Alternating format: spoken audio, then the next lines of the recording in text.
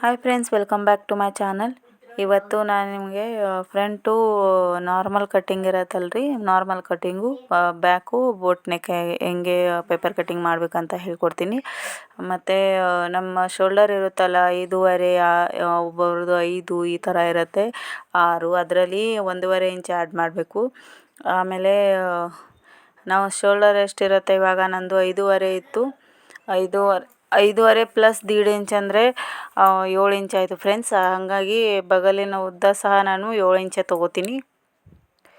ಅಲ್ಲಿ ನೋಡಿ, ಬಗಲಿನ ಉದ್ದ 7 ಇಂಚು, ಶೋಲ್ಡರ್ 7 ಇಂಚು, ಬಗಲಿನ ಉದ್ದ ಸಹ ಸೇಮ್ ಬರುತ್ತೆ 7 ಇಂಚು. ಬಗಲಿನ ಉದ್ದ ಸಹ 7 ಇಂಚೆ ಬರುತ್ತೆ ನೋಡಿ. ಕರೆಕ್ಟಾಗಿ 7 ಇಂಚಿಗೆ ಒಂದು ಲೈನ್ ಹಾಕ್ತೀನಿ. ಇದು ಬೋಟ್ ನೆಕ್ ಡಿಸೈನ್ ಕಟ್ಟಿಂಗ್ ಮಾಡ್ತಾಯಿದ್ದೀನಿ ನೋಡಿ. ಮತ್ತು ಯಾರೆಲ್ಲ ನನ್ನ ಚಾನಲ್ನ ಫಸ್ಟ್ ಟೈಮ್ ನೋಡ್ತಿರೋರು ಚಾನಲ್ನ ಸಬ್ಸ್ಕ್ರೈಬ್ ಮಾಡಿಬಿಟ್ಟು ನೋಡಿ, ಹಂಗೆ ಒಂದು ಕಮೆಂಟ್ ಹಾಕಿ, ಫುಲ್ ವಿಡಿಯೋ ವಾಚ್ ಮಾಡಿ. ಎದೆ ಸುತ್ತಳತೆ ಮಾರ್ಕ್ ಹಾಕ್ತೀನಿ 9 ಇಂಚು.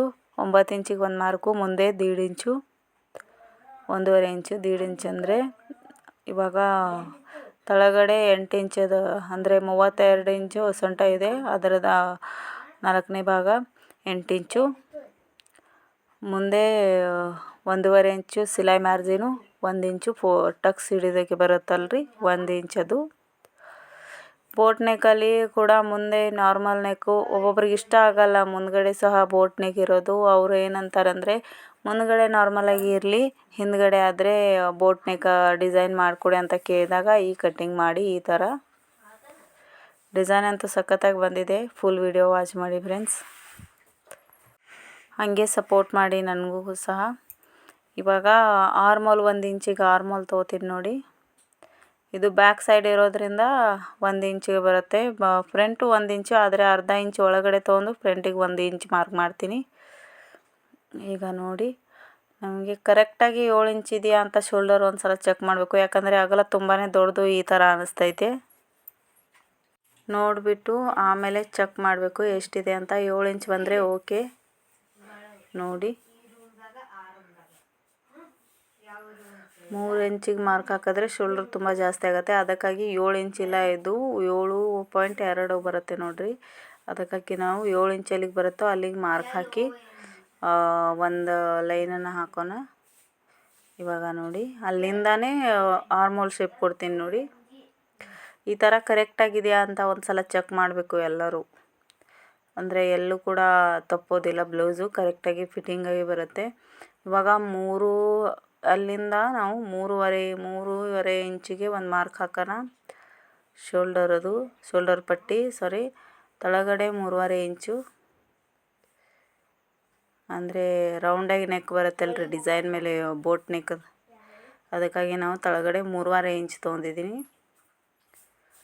ನೋಡಿ. ಅಲ್ಲಿ ಸಿಂಪಲಾಗಿ ರೌಂಡೇ ಬರುತ್ತೆ ನೋಡಿ.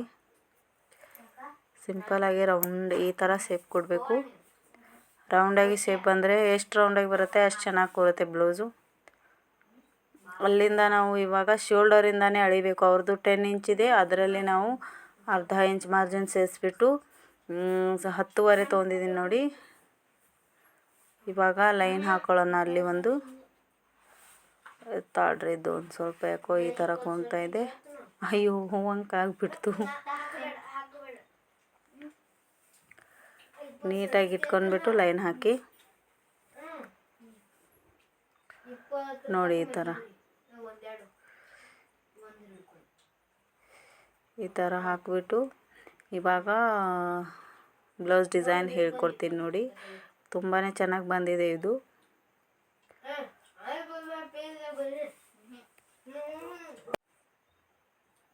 ನೋಡಿ, ಇವಾಗ ರೌಂಡ್ ಶೇಪಲ್ಲಿ ತುಂಬಾ ಯೂನಿಕ್ ಆಗಿದೆ ಇದು ಬ್ಲೌಸ್ ಡಿಸೈನು.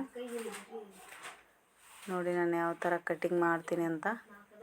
ಇವಾಗ ಈ ಮೂಲೆಯಿಂದ ಒಂದು ಲೈನು, ಆ ಮೂಲೆಯಿಂದ ಒಂದು ಲೈನು, ಎಷ್ಟು ಕೂರುತ್ತಲ್ರಿ ಅಷ್ಟೇ ತೊಗೊಳ್ಳೋದು. ಇವಾಗ ನೋಡಿ, ಈ ಕಾರ್ನರು ನಡು ಸ್ವಲ್ಪ 1 ಇಂಚಿನಷ್ಟು ಗ್ಯಾಪ್ ಬಿಡಬೇಕು. ಅಲ್ಲಿ ರೌಂಡಾಗಿ ತೊಗೋಬೇಕು, ಅಂದರೆ ಶೇಪ್ ಸರಿಯಾಗಿ ಚೆನ್ನಾಗಿ ಬರುತ್ತೆ. ಎಷ್ಟು ಚೆನ್ನಾಗಿ ಕೂರುತ್ತೆ ಇದು. ಯೂಟ್ಯೂಬ್ ಸ್ಟಾರ್ಟ್ ಮಾಡೋಕ್ಕಿಂತ ಮುಂಚೆ ನಾನು ಈ ಥರ ಬ್ಲೌಸ್ ಹೊಲ್ದಿದ್ದೀನಿ, ಆದರೆ ಇವಾಗ ಈ ಥರ ಬ್ಲೌಸಲ್ಲಿರೋಂಥ ಇನ್ನೂ ಕಸ್ಟಮರ್ಸ್ ಬಂದಿಲ್ಲ, ಬಂದರೆ ಖಂಡಿತ ತೋರಿಸ್ತೀನಿ ನಿಮಗೆ ಕಟ್ಟಿಂಗು ಸ್ಟಿಚಿಂಗು. ಇವಾಗ ಕಟ್ ಮಾಡೋಣ.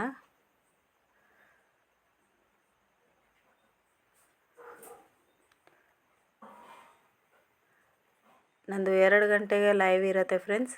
ಲೈವಿಗೆ ಬಂದು ಎಲ್ಲರೂ ಸಪೋರ್ಟ್ ಮಾಡಿ ಪ್ಲೀಸ್. ಇವಾಗ ಶೋಲ್ಡರ್ ಕಟ್ ಮಾಡ್ತೀನಿ ನೋಡಿ. ಏನಪ್ಪ ಅಂದರೆ ಈ ಥರ ಡಿಸೈನ್ಸ್ ಇವಾಗ ಟ್ರೆಂಡಲ್ಲಿರೋದು.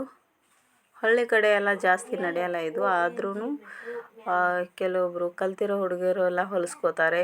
ಹಾಗಾಗಿ ಹೊಸವಾಗಿ ಬಂದಿರೋರು ಮದುವೆ ಬ್ಲೌಸ್ಗಳು, ವರ್ಕಿನ ಬ್ಲೌಸ್ ಸಹ ಈ ಥರನೇ ಇರುತ್ತೆ, ನೀವು ಚೆಕ್ ಮಾಡಿರ್ಬೋದು. ಇದರಲ್ಲೇ ಡಿಸೈನ್ ಥರ ಡಿಸೈನ್ ಮಾಡಬಹುದು. ಇದರಲ್ಲೇ ಥರ ಡಿಸೈನ್ ಮಾಡ್ಬೋದು.